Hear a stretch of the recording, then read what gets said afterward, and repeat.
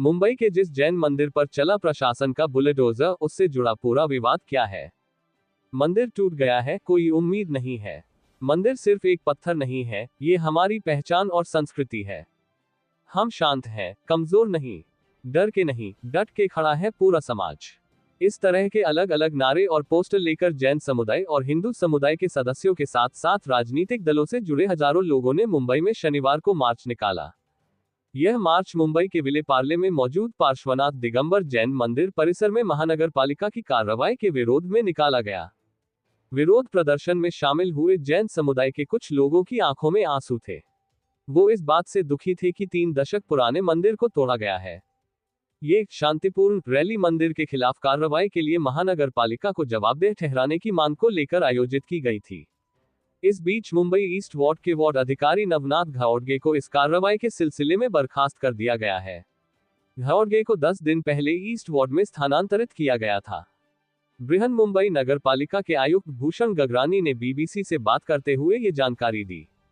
वहीं Mumbai north central seat से सांसद वर्षा एकनाथ गायकवाड़ ने कहा है कि भूषण गगरानी से उनकी बातचीत हुई है। उन्हें आश्वासन दिया गया है कि विले पार्ले में फिर से वही मंदिर बनाया जाएगा।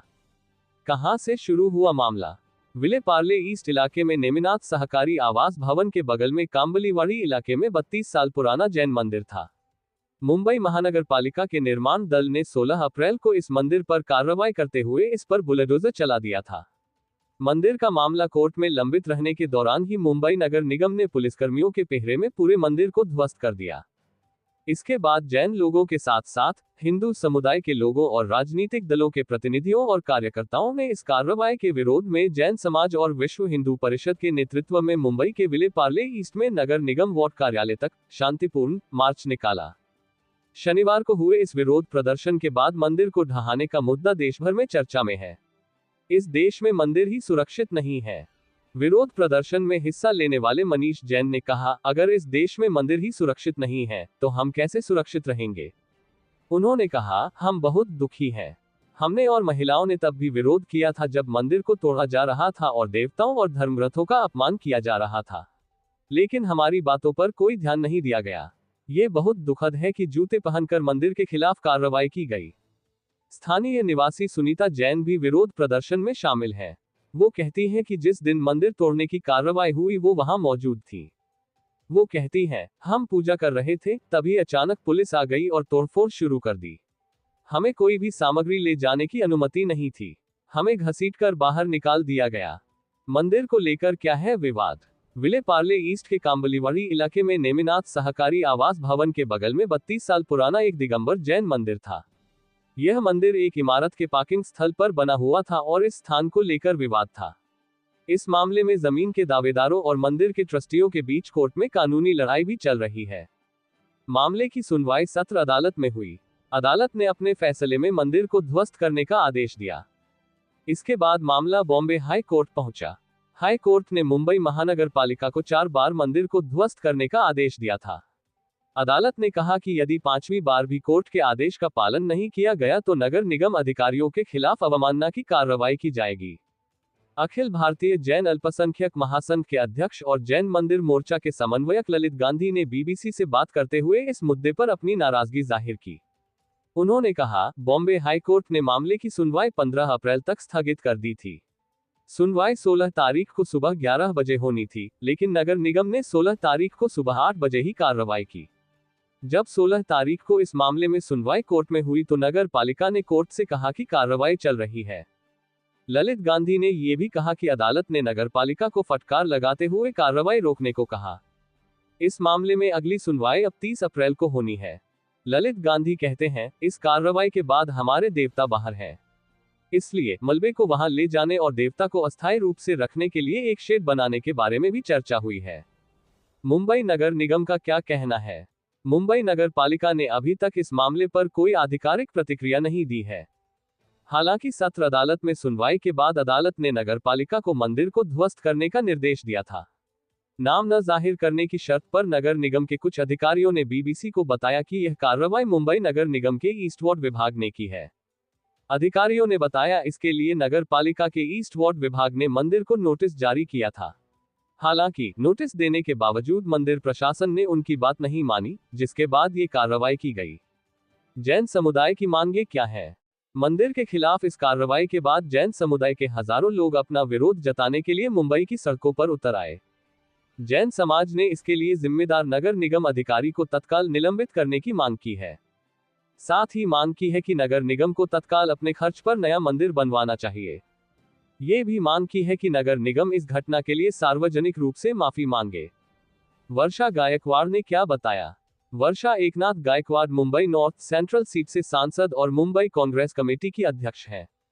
उन्होंने एक सोशल मीडिया पोस्ट में लिखा है कि बृहन्मुंबई नगर पालिका के आयुक्त भूषण गगरानी से उनकी बातचीत हुई है।